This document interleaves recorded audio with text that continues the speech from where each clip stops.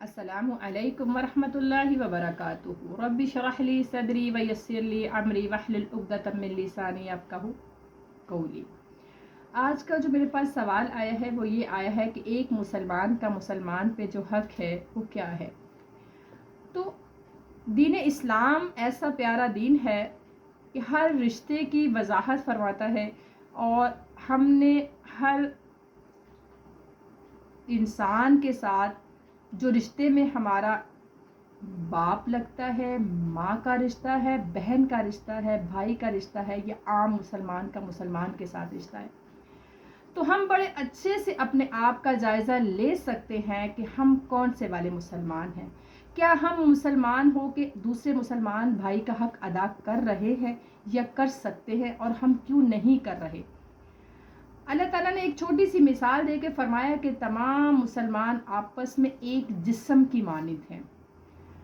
तो इसकी गहराई इतनी ज़्यादा है, बात बहुत छोटी सी है, लेकिन देखा जाए बात बहुत एक लाइन भी नहीं बन रही, लेकिन इसकी गहराई इतनी ज़्यादा है कि मुसलमान को अल्लाह ने आपस में उनका जो रिश्ता बताया है वो एक जिस्म की मानत बताया है। अब इंसान के जिस्म में अगर पेट में दर्द है तो बाकी पूरा जिस्म उस तकलीफ को महसूस करता है, और वो इंसान मुसलमान नहीं है जो किसी के गम में शरीक हो और उसके गम में शरीक हो के उसे गम महसूस ना हो, वो मुसलमान नहीं है। उस गम का दुख वो अपने दिल में महसूस नहीं करता तो वो मुसलमान नहीं है। क्योंकि जिस्म कहने का मतलब ही अल्लाह का ये था कि इंसान एक दूसरे के काम आए, क्योंकि इस्लाम के अंदर 99 हकूकुल इबाद हैं और एक हक है जो अल्लाह का है, वो हकूकुल ला में से है, और 99% जो है वो हकूकुल इबाद में से है। ये अल्लाह ताला ने कुछ इस तरह का मामला रखा है कि इंसान के काम आए और अल्लाह उससे राज़ी हो जाए। तो यहाँ पे हदीस हमें बताती है कि मुसलमान जो है वो आपस में एक जिस्म की मानिंद है। जैसे एक हदीस के अंदर आता है कि सब्र और शुक्र का ताल्लुक इतना आपस में गहरा है कि जैसे जिस्म और सर का आपस में ताल्लुक है।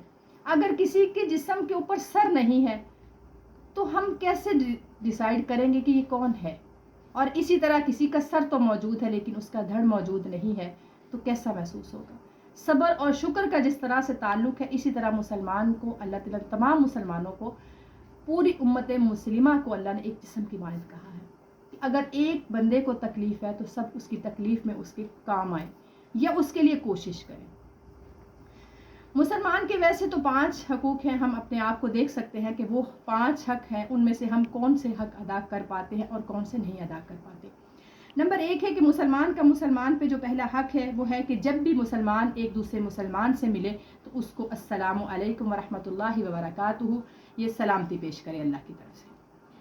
उसके बाद अगर मुसलमान बीमार हो जाए तो उसको चाहिए कि वो उसकी अयादत करे, लेकिन हमारे यहाँ अयादत का तरीक़ेकार थोड़ा सा मुख्तलिफ है कि हम फ़ोन पे मैसेज पे पूछ लेते हैं, क्योंकि हर बंदा अपनी ज़िंदगी में इतना मसरूफ़ है कि ये एक मैसेज भी बहुत बड़ा लगता है।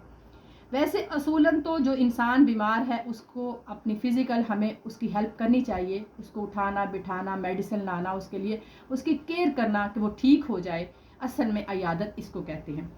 चलो कम से कम अगर हम ये नहीं कर सकते तो हमें उसकी खबर तो रखनी चाहिए। उसके बाद अगर वो ज़रूरतमंद हो तो उसकी ज़रूरत को पूरा करें। कोई मुसलमान अगर ज़रूरतमंद है तो उसकी ज़रूरत को पूरा करें, और अगर वो भूखा है तो उसको खाना खिलाए, और अगर मुसलमान कोई फौत हो जाए तो उसके जनाजे में वो शरीक हो। तो इस हदीस से हम अंदाज़ा लगा सकते कि हम कितने हक मुसलमान होने के अदा कर पाते हैं।